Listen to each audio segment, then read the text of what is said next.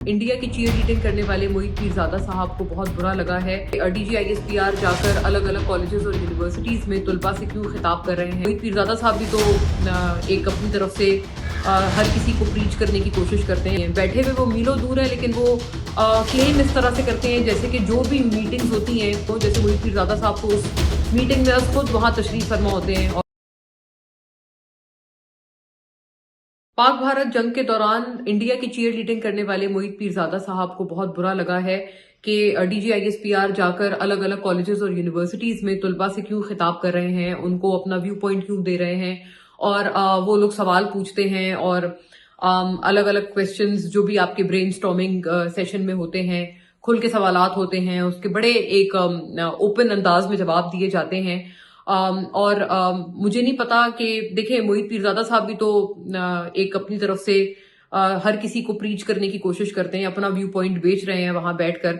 और पाकिस्तान से बहुत दूर होते हुए, दूर दराज मीलों दूर होते हुए भी वो कई मरतबा इस तरह की बात करते हैं कि जैसे I am quoting none other than former DGISPR general Asif Ghafoor. वो आपको याद होगा, कई मरतबा वो ये वाली बात करते थे कि कई लोग ऐसे गुफ्तगू करते हैं जैसे वो उस कमरे में साथ मौजूद ही होते हैं। तो मोहित पीरजादा साहब भी कुछ मुख्तलिफ नहीं है। बैठे हुए वो मीलों दूर है, लेकिन वो क्लेम इस तरह से करते हैं जैसे कि जो भी मीटिंग्स होती हैं,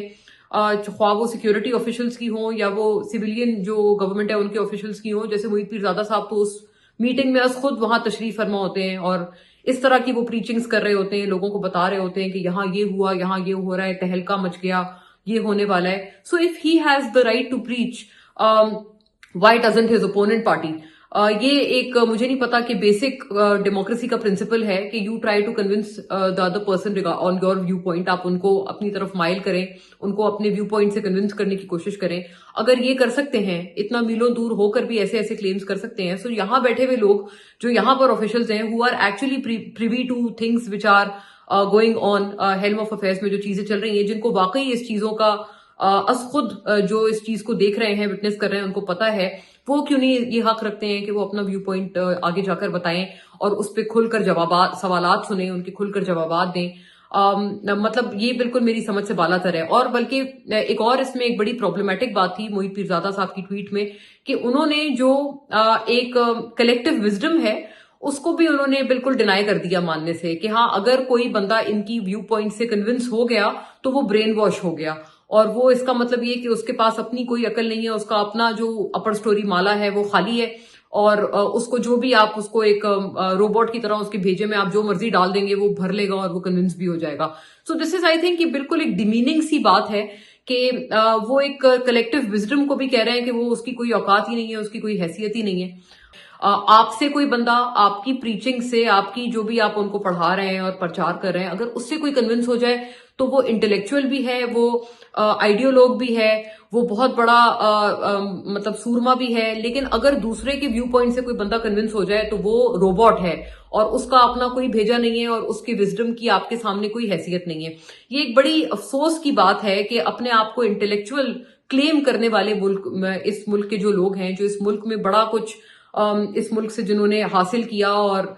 मैं ये भी कहूंगी बाय हुक्स और बाय क्रोक जो इस मुल्क से जो बहुत कुछ हासिल करते रहे। हम जाहिर है we were also in the media. मैं अपना प्रोग्राम उस टाइम पे PTV न्यूज में किया करती थी जब मोहित पीरजादा साहब यहाँ के मीडिया पर काबिज थे एक तरह से।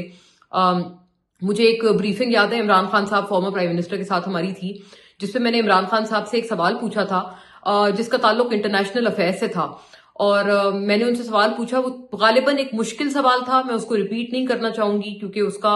जो ताल्लुक था वो एक हमारी एक फ्रेंडली मुल्क से था। लेकिन जाहिर है वो एक इन कैमरा ब्रीफिंग थी, और इन कैमरा ब्रीफिंग में आप हर तरह के सवालात कर सकते हैं। You are open to ask any kind of question, चाहे वो जितना मर्जी क्रिटिकल ना हो। उसका मकसद ही यही होता है कि उसका जो भी जवाब होगा वो ऑफ द रिकॉर्ड होगा और किसी भी तरह से उसका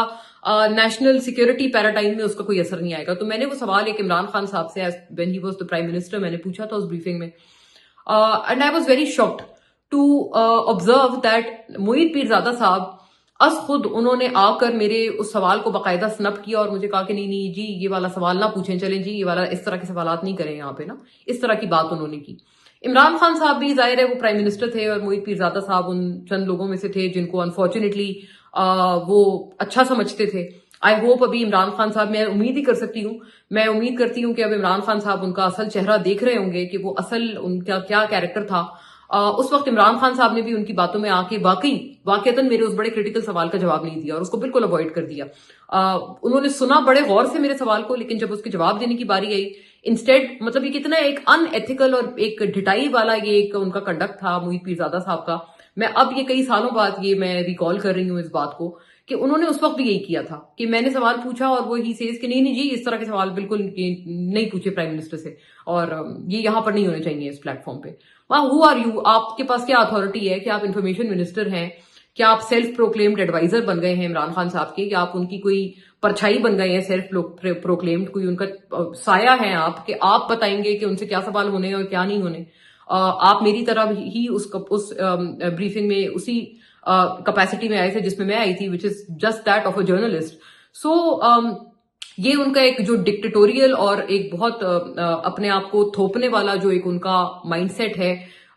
ये मैं अब खुद भी भुगत चुकी हूँ। So I kind of notice कि where he is coming from. Anyway, मैं एक बात करना चाह रही थी यहाँ पर जो आई थिंक बड़ी अहम होगी।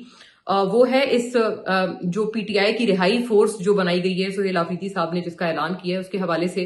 कि उस पे एक बहुत इंटरेस्टिंग कंट्रास्ट सामने आ रहा है, क्योंकि जो केपी गवर्नमेंट है, मेरे जराए उसमें मुझे बताते हैं कि वो वाकई बड़े जोरों शोर से रिहाई फोर्स में इंडक्शंस की तैयारियां कर रहे हैं, उसमें मेंबरशिप होगी, और शफी जान साहब मेरे प्रोग्राम में अभी हाल ही में कहकर गए हैं कि उसकी बाकायदा उसका हल्फ होगा, वो कोई रोग फोर्स नहीं होगी। और मेरा बड़ा, मैं ईमानदारी से ये बात कर रही हूँ कि शफी जान साहब जो मेरे प्रोग्राम में गुफ्तगू करके गए रिगार्डिंग रिहाई फोर्स, मैं उन्हीं की गुफ्तगू बिल्कुल एक बड़े दयानतदारी से आगे पहुंचा रही हूँ कि उन्होंने ये कहा है और अश्योर कराया है कि वो किसी तरह की वायलेंट फोर्स नहीं होगी। लेकिन प्रॉब्लम क्या आ रही है, देखें, वो तो फोर्स क्या होगी क्या नहीं होगी जाहिर है अभी बनी नहीं है। It is premature to comment on that, but बात यह है कि उसके बनने से पहले ही उसके ऊपर जो इख्तिलाफी नोट्स आ रहे हैं पार्टी के अंदर से ही, वो बड़े दिलचस्प हैं। कि शेख वकास अकरम जो हैं वो ट्वीट कर रहे हैं और वो बता रहे हैं कि अभी ये फैसला हतमी नहीं है, अभी हम पार्लिमानी सतह पर इसको डिस्कस करेंगे। गालिबन इसी तरह की स्टेटमेंट महमूद अचकज़ई साहब की तरफ से और नासिर अब्बास साहब की तरफ से भी आ चुकी है कि अभी ये हतमी नहीं है, इसको अभी हमने डिसाइड करना है। लेकिन मेरे जो जराए हैं वो मुझे ये बताते हैं कि जो केपी गवर्नमेंट है वो बहरहाल इस मंजूरी का या एनओसी का वेट नहीं करेगी। वो पीटीआई की पार्लिमानी पार्टी से या कमेटी से इसकी मंजूरी आने का, इस रिहाई फोर्स की इंतजार नहीं किया जाएगा, और वो ऑलरेडी इन तैयारियों में मशगूल हैं कि इस रिहाई फोर्स का जो पेपर वर्क है वो किया जाए, उसका कोई कोड तय किया जाए। But let's see where this matter goes. लेकिन अभी तक जो मेरे मतलब एक बड़े व्यूज एक पोल्स अपार्ट एक इसमें व्यूज आ रहे हैं कि एक तरफ पीटीआई के जो ओहदेदारान हैं, बड़े आला ओहदेदारान, वो ये क्लेम कर रहे हैं कि अभी ये हतमी नहीं है, हम इसका ऐलान अभी करेंगे ड्यू डेलिब्रेशन के बाद। लेकिन आई से दिस वंस अगेन कि केपी गवर्नमेंट किसी भी ड्यू डेलिब्रेशन का या एनओसी का वेट नहीं कर रही है। They have very much gone ahead with the planning of, or should I say the paperwork of this Rehai force.